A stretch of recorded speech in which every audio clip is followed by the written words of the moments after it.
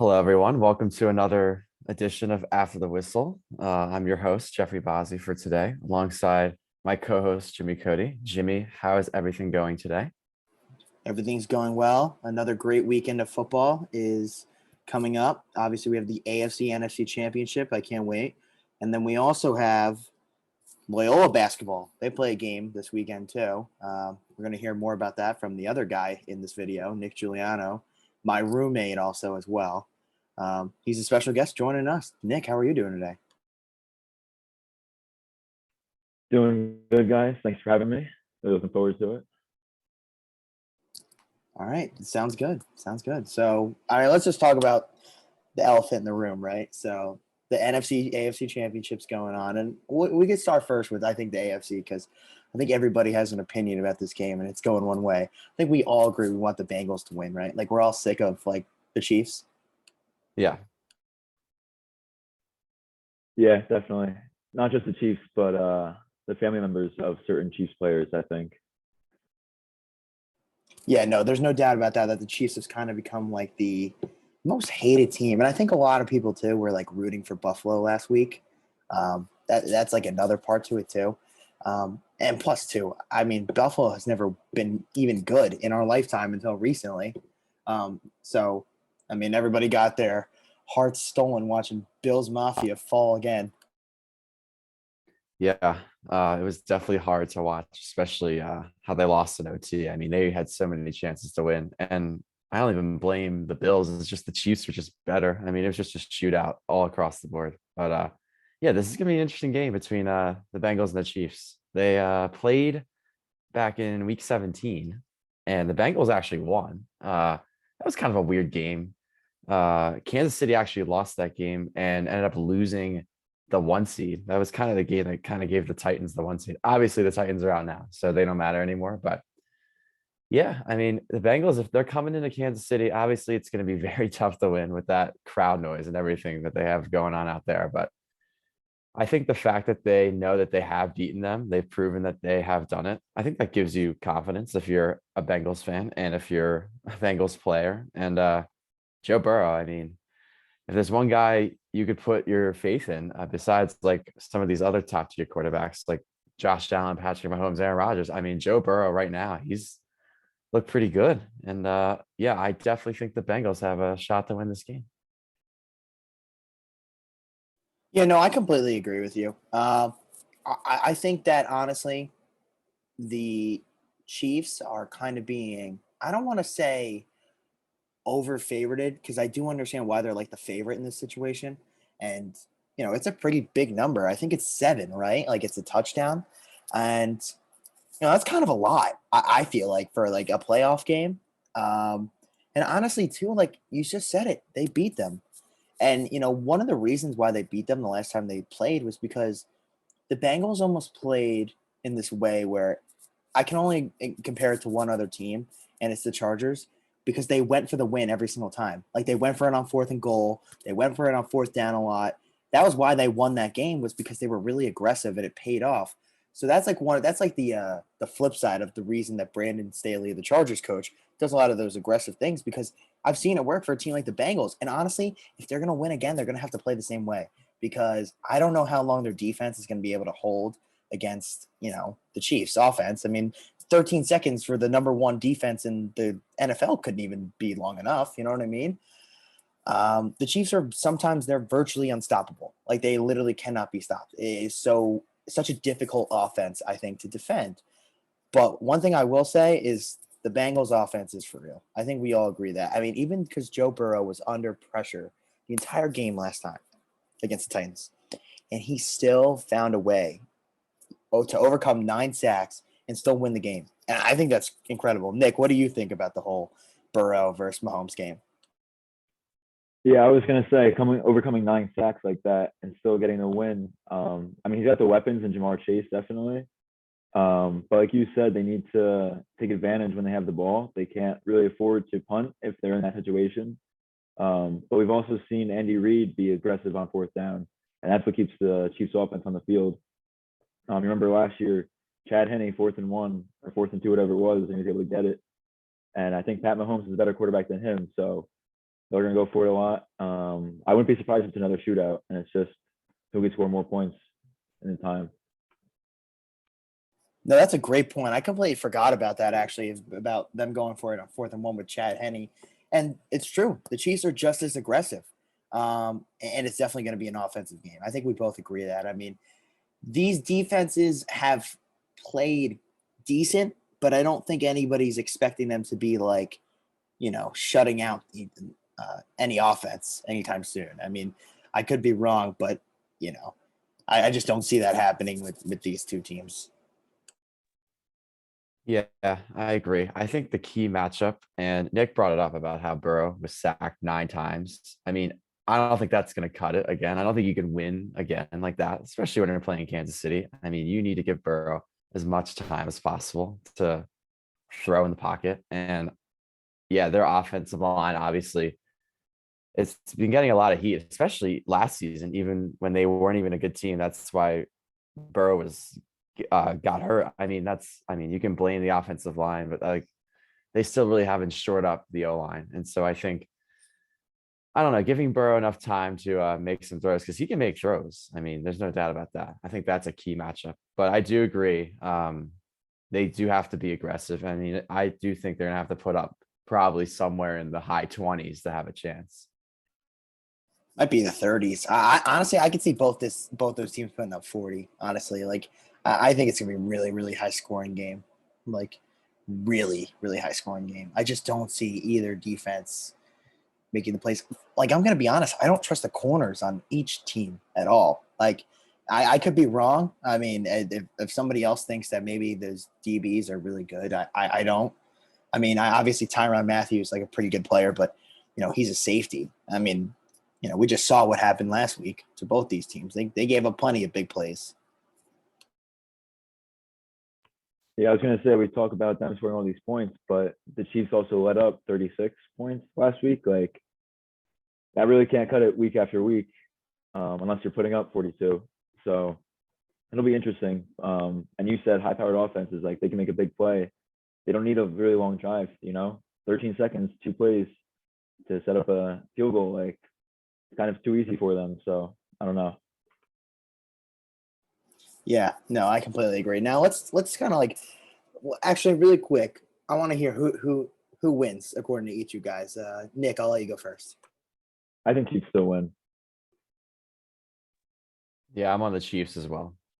All right, I'll be the one person who flips. I don't want the Chiefs to win, so I'll say the Bengals. I want the Bengals to win. Please, Joe Burrow, if you're out there, please, please. All right, now let's talk about the other game. And this is kind of similar to this game because these two teams have played before, and they didn't just play once; they played twice, and they had that great game at the end of the year, the last week of the season. That was a really good game. It was almost like 2 games in one.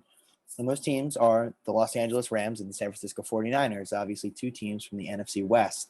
I think we all kind of agree that we're not surprised that the Rams are here, right? Like they're kind of like the superstar-driven team. Like they got Jalen Ramsey, they got Von Miller, they got Aaron Donald, they got Cooper Kupp, they got Matt Stafford. Like they're loaded. They have so much talent. It was kind of like a Super Bowl or bust kind of year for them. And then there's the 49ers who I think they felt pressure according to themselves, like internally, but it wasn't like pressure was coming from, the outside. I mean, let's not forget, obviously they were really injured last year. So I guess I kind of put it through an X through that season. But the year before that, they were in the Super Bowl, right? And like it seems like so long ago, but it really wasn't, if that makes any sense. And they are still a very good team. And they're kind of driven once again by their defense. They have phenomenal guys on defense. I love Nick Bosa. I love Warner, the linebacker. He's a very good linebacker. I mean, he's so underrated. Like, if you have a linebacker like that, like, you are destined to have a good defense. And if you have a pass rusher like Nick Bosa, you're also destined to have a good defense. But also for them too, like, the defense has kind of like carried them. Like the offense has not been great at all. And I think you guys would both agree with that. Yeah, No, for sure. I mean, obviously the Niners, like you said, they were depleted last year. So, like, you're right. You could put an X to that, and you're totally right. I mean, the year before that, they were in the Super Bowl and they were like the top seed in the NFC. Like, they're definitely a team to be reckoned with. I think the key for them though is I don't know. They need to like play exactly the same way they did in the second half of the second game because that first half was an absolute dud. I mean, LA came out and they really took control early on. Like they got up what 17-0, if I remember correctly. And the 49ers just like flat. I think if I don't know, if the defense is just out there for a long time and Jimmy G can't like keep getting first downs, like that's just a recipe for disaster. But like you said, if they're playing the way they want to play, and that's really just running the ball a crap ton and just giving Debo Samuel the ball as much as possible, because obviously he's a special player with the ball in his hands. I think that's the key because a lot of their offense is about moving guys around and putting their key guys in good spots and good matchups like George Kittle and Debo Samuel and others. But I would say the other key for the Rams would be I think they need to establish the run. And obviously, Cam Akers, he was out for the majority of the year with an Achilles injury. He came back, played great in the wild card round against the Cardinals, pretty much lit him up for the most part. Last week, he struggled. He had 2 fumbles, but I think he can bounce back. I think he is such a key because I think a lot of the Rams' success, like you saw it last week too, if they get the play action going with Stafford, I mean, he's got 2 guys, Cooper Kupp and Odell Beckham Jr., just to name a few, that can really go down the field and can burn you for like long chunk plays. And I think that's how the Rams are going to win. So I think establishing the run is going to be huge for them. I think that's a great point, Jeffrey, because we see Cooper Kupp had this historic season, and obviously, like he's one of the best receivers in the league, I think, especially this year. And we didn't even mention Odell before until you did just now. So those 2 receivers, like all eyes are going to be on them. So if the Rams can establish the run game, it's going to be pretty hard to stop all those options. And then with the 49ers, we saw they only put up 13 points last week at Lambeau, and 7 of them are from your defense. Like they can't really cut it in the NFC Championship game, I think, against this Rams team that, like you said, can just explode at any point. And Matt Stafford's just, I don't think he gets enough credit, or he didn't get enough credit when he was in Detroit. And he's just, I don't know, he's lighting up for them. I think he's a big part of why. Like I don't think that if Jared Goff was on the Rams right now, that they're playing on Sunday. That's just my opinion. All right, I have one thing I want to throw both at you, excuse me, about the Rams. Whenever I watch them play, and I don't know if you guys agree with this, but Jeffrey kind of talked about it earlier with their second game versus the 49ers and also their first game versus the 49ers. In a couple of games this year, also if you throw in the Titans one, they kind of go through these phases where they're like, they look awesome, and then they just completely fall apart and you have no idea what they're doing on offense. Like, you expect more out of them, and then they disappoint you. And I understand the Titans game and just the Titans game. Like that was the game that the Titans did not have Derrick Henry in, and the Rams just got totally outclassed at home. And I can't get over that loss. Not to say the Titans are a bad team. It's just I don't think they were the same team, and that was very surprising to me. And then also the second half when they played the 49ers the second time, they just completely no-showed. Like they completely fell apart on both ends of the ball. And they did the same exact thing last week versus Tampa Bay. They let them right back into the game. And I feel like a team like the 49ers, that kind of happened to them when they played the Packers. The Packers looked like they were going to dominate after the first drive because they scored so easily, and then nothing. Like, if they're one of those teams that if you let them hang around, they always find a way to win. And I don't know why that is. It's because they're good. That's why. But teams always let them hang around, and that is why they win. Like and the Rams can't do that. And that's kind of why I think the 49ers are honestly going to win the game, because I just think for whatever reason, I cannot trust the Rams. I just can't. I can't. I mean, maybe you guys have a differing opinion on that, but. No, it's fair. I mean, I totally get where you're coming from. There's a lot of times with the Rams, they'll play like a good team, like the Titans you mentioned. I mean, obviously they didn't have Henry that game. That was a dud. They just came out so flat. And I think you're right. A lot of times with the Rams, they're either hitting on all cylinders. Like I think the one game where they kind of proved to everyone like they could be really, really dangerous was when they played the Cardinals the second time was like a Monday night game. Everyone picked the Cardinals. I did not personally. I picked the Rams because I was like, if Stafford is doing his thing, like he can make any throw in the field. Like he's a pretty good passer. I think we can all agree on that. I mean, I do agree though. I mean, they're definitely a team with ebbs and flows and ups and downs. I just think the one thing that's making me pick the Rams for this game is just I trust Stafford more than Garoppolo. And the thing is, you bring up how the Rams kind of let these teams back in it. I would say the same.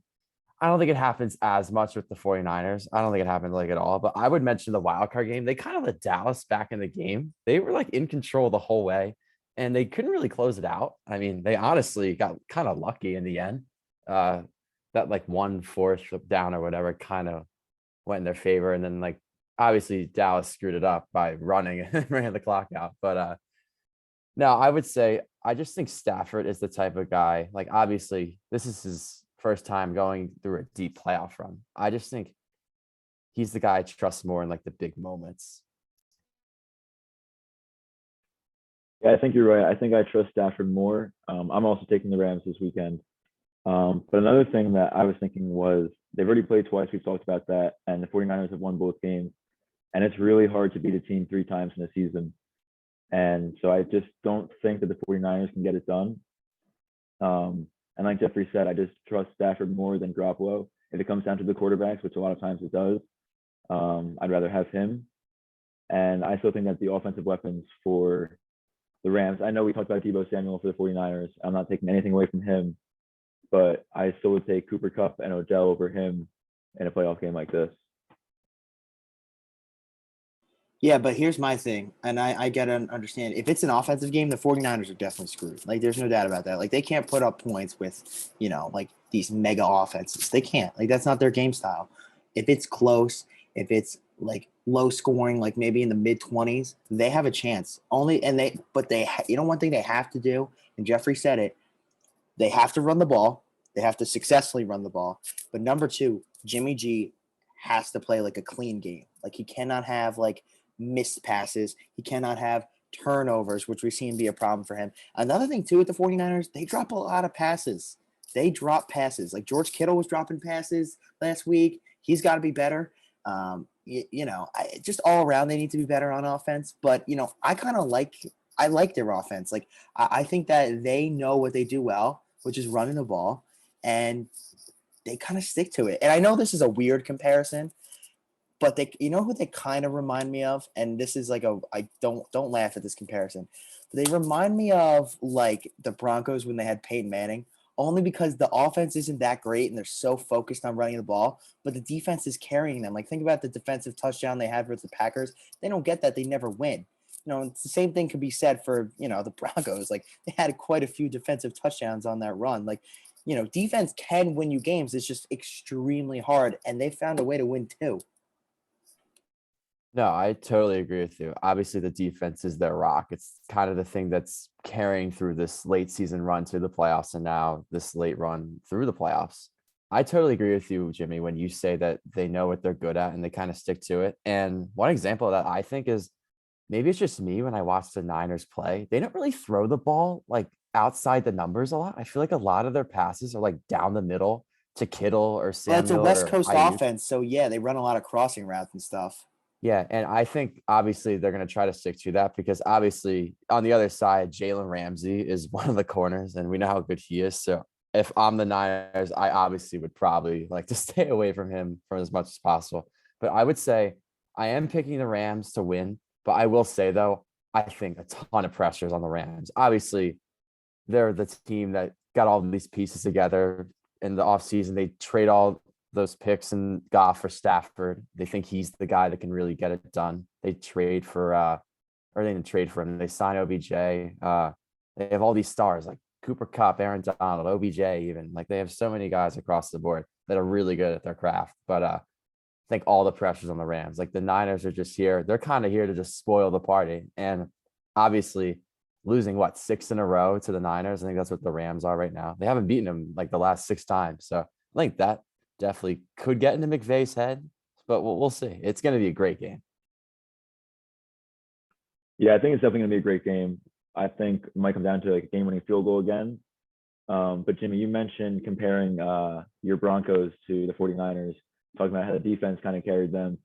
So if we're comparing our teams, the Giants' 2 Super Bowl wins definitely came from the defense. I mean, listen, Hall of Fame quarterback in another Manning definitely helps, and they had some good receivers, but they weren't like a firepower offense that like teams were scared of. And the defense wasn't like great, like wasn't like one of the best in the league, but it got the job done. And they had a lot of players on that team that like just made plays consistently. And so that makes me nervous with the 49ers because we've seen defenses carry their teams and even win Super Bowls. But I still think that like third time's the charm for the Rams this year. I think they get the win over the 49ers. That was an interesting comparison, honestly. And I know, like, it's kind of weird, but Jimmy G doesn't remind me of like Eli a little bit, where I feel like he's a little underappreciated, but he does win. This is now his second NFC championship, and he's already been in 1 Super Bowl, and he's only been the starter for what, I guess like 2.5 seasons, like, because he got hurt, right? So, I mean, he really hasn't had that much of a chance, and now he's already in his second AFC or NFC championship. Like, that there is something to be said for that, and I think his teammates do like him. Obviously, it was kind of surprised when they took Trey Lance. I think a lot of people were, which maybe gave you the sign that he is maybe Jimmy G's on his way out. But if he wins the Super Bowl, he's not going anywhere. If he gets to the Super Bowl, I don't think he's going anywhere either. And he it's like Eli because he does what he has to do to win. Like he does what he has to do to win. And I don't know. It's just like that. And you can say like it's like the Eli thing. It's like, did they win because of him? Okay, maybe not necessarily. In the Super Bowls, they did win because of Eli though, because he made the timely throws. But they wouldn't. I don't think they'd be there without him. That's kind of the point. You know what I mean? That's how I look at a quarterback. It's like, where would the team be without him? Like, like let's be honest. With the Patriots or he doesn't play for the Patriots anymore. Would Tom Brady, would the Bucks be the same without Tom Brady? Like, no, absolutely not. Like, that's why he is as good as he is. Would the Packers be the same without Aaron Rodgers? No, not at all. That's what separates a good quarterback from not a good quarterback. Like, if you put Trey Lance in there, would they be in the same spot? I don't know. Who said they would ever win versus the Rams to get to the playoffs? You know what I mean? There's no guarantee of that.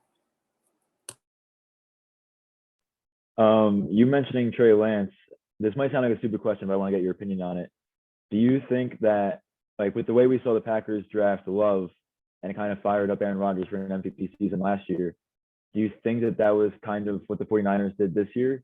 Thinking, hey, if we bring in this young quarterback with a lot of talent, do you think it kind of gets Garoppolo fired up a little bit and leads them to here? Maybe they weren't even considering him leaving at all. And you said that if they win this week, he's not going anywhere. So do you think that that was maybe part of their plan? I think that's just a coincidence and he's just playing well. I mean, that's pretty interesting, honestly. I kind of never really thought of it that way, but I mean, honestly, I think definitely lights a fire under you. Like, if you're literally, and the thing about he did not know that Trey Lance was getting drafted, so it's kind of a blindside, especially when you consider that they are Super Bowl contenders probably coming into the season. They don't really need a quarterback. Jimmy Garoppolo has a huge deal anyway. Probably didn't see that coming. Of course, it lights a fire under you. You're a professional athlete. This is what you do for a living. I know. Like when I do anything, like if you watch them trying to actively replace you and you can still fight for your spot, like, aren't you going to do it? You know what I mean? That's what any natural competitor would do. So yeah, I think it's totally lit a fire in them. There's no doubt about that. And it's probably might be for the better, but also too, you know what else is different compared to the Jordan Love thing? Trey Lance has probably gotten more like chances to play than Jordan Love has. You know what I mean? And also, Jordan Love was what, the 32nd pick? Trey Lance was the 3rd pick. Like, I mean, those are insanely different. I mean, Trey Lance was the 3rd pick, which is, usually if you draft a quarterback that high, he's playing. Look at Zach Wilson, Trevor Lawrence, Justin Fields, Mac Jones, they all played. Yeah, that's why I thought it might seem stupid. Like, you don't waste a 3rd round just to light your current quarterback on fire. Like, who you're taking at 3 is somebody that you want, like, as a franchise quarterback. We've seen it the last couple of years. You just mentioned Trevor Lawrence, Zach Wilson. Like, at 1 and 2, those are guys that are coming in. You're expecting them to start at most, like, they're playing a year under a guy and then coming in. But even that, like you don't take that guy at 1 or 2. You take him at 32, like Jordan Love. Yeah, no, there's no doubt about that. Like, I mean, another thing too is like Trey Lance, like he didn't play awful in his games. There were some he had some good, some bad. For every rookie, it's going to be up and down. But he played some nice games. Like the game he played against the Texans later in the season, because he played earlier in the season, it was like iffy, and then he played, in like bits and pieces in the game. Like they would bring him in like a special package, which is, I think that's a good way to kind of like work him into the game if you're the 49ers. But he played that game against the Texans. I like what I saw from him. Like I thought he played good. Like they needed the win. We'd seen the Texans, beat the Chargers in the middle of a playoff run. Like obviously there was a team that still cared. You know what I mean? We're still fighting. They had Davis Mills. They had something to play for. They were playing for themselves.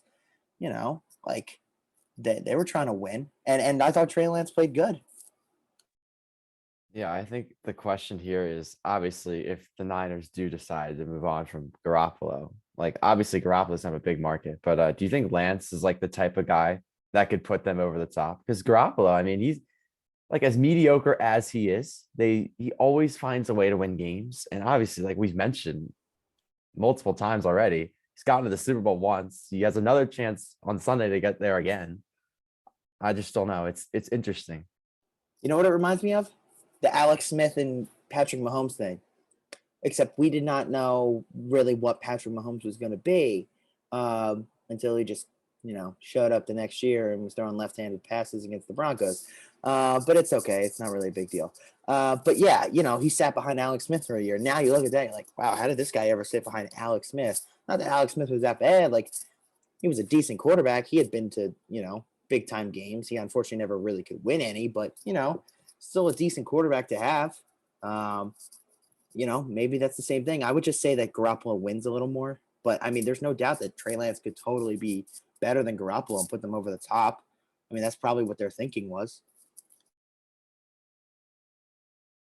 Yeah, I was thinking of Alex Smith and Patrick Mahomes also. But like, if it's not broke, don't fix it. At what point, like, do you ever try to force Trey Lance into there just because you got him at 3? Or like, if Garoppolo's winning you games, like, why not keep him there? Obviously, he's doing something right, even if he's not. We said he's mediocre at best. He's not a great quarterback. But if he's winning the games and he's getting you there, I feel like you might as well keep him in. Why risk it?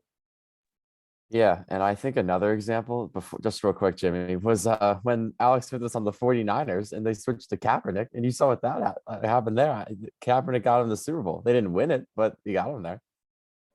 I think they would be willing to replace him if they thought that making that move at quarterback would take them from good to great. You know what I mean? Like if it made them like a Super Bowl, like a more prolific offense. Because let's be honest, like their offense does struggle. Like there's not really a doubt about that. Like they run the ball, but they're not like this huge passing team. Like who's to say that maybe Trey Lance, maybe he's a better passer than Garoppolo in the future, and he takes their offense to another level. I mean, that's probably what the hope was for Kyle Shanahan when they drafted Trey Lance. Like, all right, this is a guy who can make our offense like prolific. And then they would have probably the most complete team in the NFL if they had a great quarterback. You know what I mean? They got the weapons. That's a team too. If they did not have Garoppolo under such a big contract, they would so be in the market for Rodgers. Like, you know what I mean? Just because they would improve their team so much. But they have Garoppolo and they won anyway, so they don't need Aaron Rodgers. All right, now let's move on to the next thing. The Loyola Greyhounds basketball season is among us, obviously. And as you all know, Nick Giuliano here is a manager. He's with the team pretty frequently, when he goes to practice all the time and goes to the games. So, Nick, why don't you we haven't talked about basketball, honestly, and I think like a little bit, Jeff.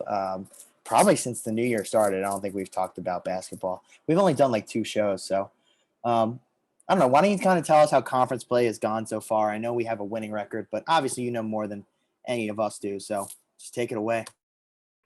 Yeah, so conference play started New Year's Day with that loss to Army. And then most recently, a loss to Colgate on Monday night. And we got a game on Sunday at Bucknell. the thing with the Patriot League, I think, is that every game is basically a toss-up game. You never know. Like when you look at the ACC, Duke playing somebody like you can almost always, not maybe not this year, but always expect Duke to win.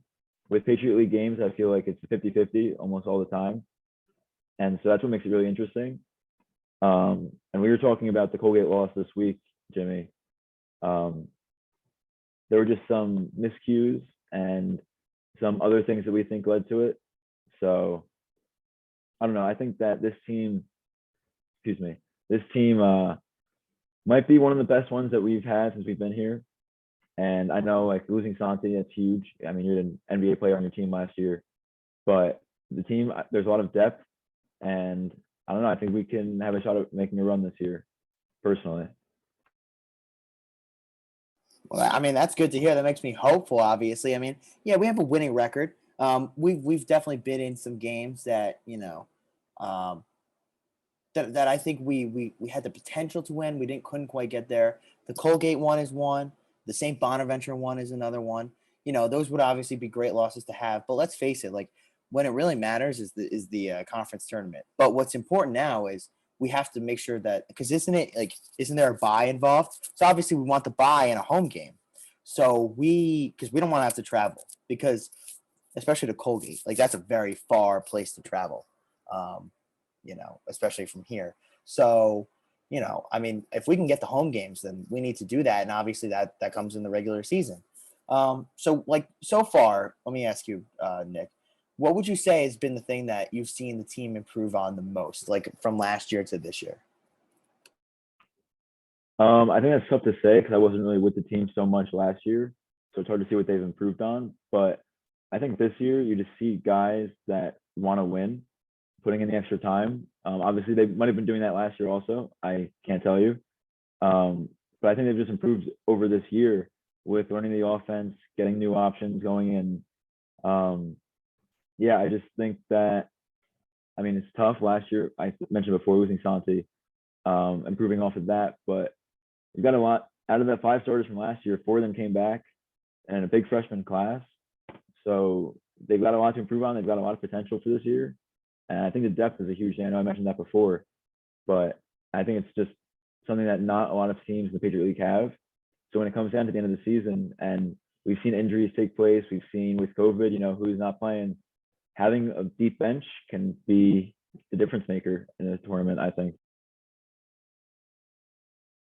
Yeah, I agree. I think the difference between last year and this year, obviously, Santi is the one guy you can bring up. I mean, I'm not going to say that the team last year was like star driven, but I mean, you could say it was, just because I feel like the whole offense kind of revolved around him, like giving him the ball in the post, or just, I don't know if he's double team or frees up shooters. I just feel like everything for the most part kind of went through him, because we obviously all know how special of a player he was, and him being drafted in the first round of the NBA by the Memphis Grizzlies. But I would say this year, I like how the team is, it's not really relying on like one guy. I feel like if there's one guy that stepped up, it's probably Cam Spencer, at least in the games that I've watched.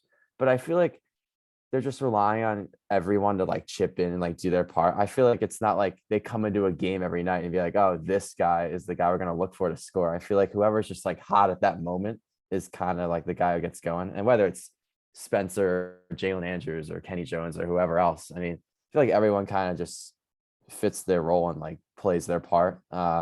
Obviously, I think Jimmy brings up a good point earlier about how obviously the Patriot League tournament is like the crown jewel at the end. Like obviously, if you win, you go to the March Madness. But I would say if they can gain some momentum, I mean, I think we have good momentum now, but continuing through like February, especially if they can just continue to win games at a good rate and just play like good sound basketball, I think that's the key. Just gaining that momentum going into the Patriot League tournament. And correct me if I'm wrong, but we are in the top 4 right now, right? So that would give us a bye. I haven't checked the standings lately, to be honest with you. We were the other day when they were talking to CBS Sports. Okay, then probably. And yeah, I think top 4 gets a bye. And you mentioned home games through non-conference and conference play. We only have 1 home loss this year. So having a home game is definitely huge for us, I think. And especially you mentioned going up to Colgate is not a great drive. 7 hours both ways. It's a difference maker when you're playing against an already good team in Colgate. We've seen that. They've dominated the last couple of years in the Patriot League. So that drive after an American game 2 days before is definitely, it's tough to play. And Jeffrey, you were talking about not relying on just like the one guy through the offense. We've seen Cam Spencer leading the league in scoring right now. Him and Jalen kind of are, I feel like, the go-to guys with that. But something that doesn't really get talked about, I think, is Kenny Jones leading the league in assists. He's facilitating them to get open shots like that. And don't get me wrong, they're great shooters. And Kenny's a great shooter too.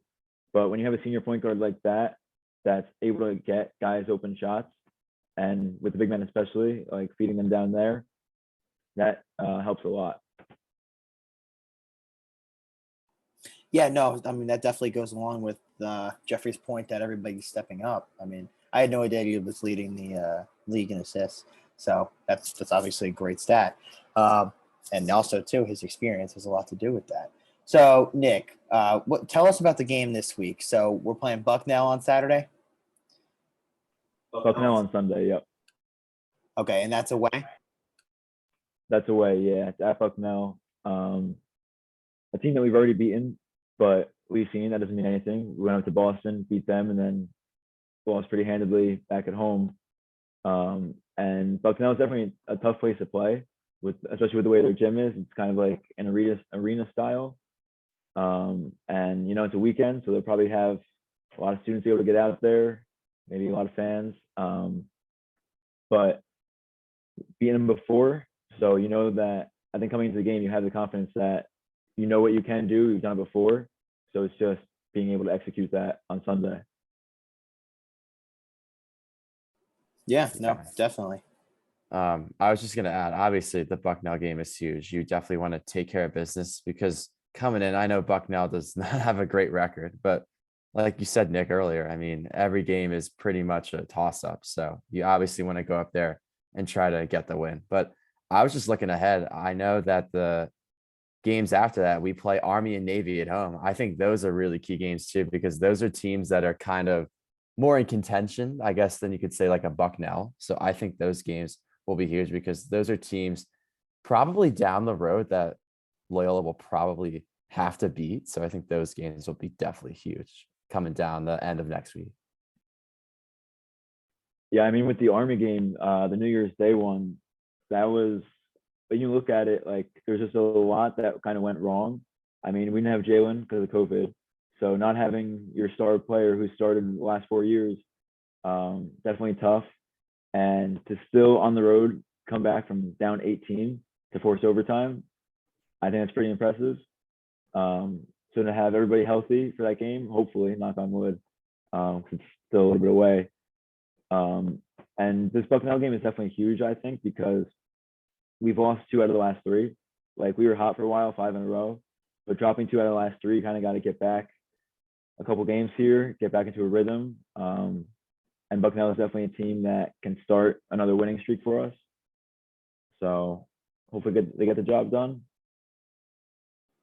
All right. Well, sounds good. We have a lot to be hopeful for our team. Obviously, they've played well so far, and it sounds like they are poised to make hopefully another run in the Patriot League tournament, and then hopefully, God willing, we can get into the March Madness tournament. That would be absolutely awesome. I would love to watch us play March Madness because I love March Madness, as you all know, and I'm sure you guys both do too. You know what they say, anything can happen in March, so we just got to get there. So, we saw what happened last year, so we don't have to say it. It's just about getting there. All right, so Nick, thank you for coming on. Jeffrey, my co-host, as always, it was a pleasure doing the show with both of you guys. Anything else to add? Thank you guys for having me. Appreciate Go it. Bengals. Thank you. All right, looks like that's going to do it. Thank you, everybody, for tuning in to this After the Whistle YouTube episode. We're going to be back on Monday, and then hopefully we have some callers. I would love that again. And then Friday, too. We're definitely going to have callers next Friday. So, all right, we'll see you then. WLY Radio, 1 o'clock.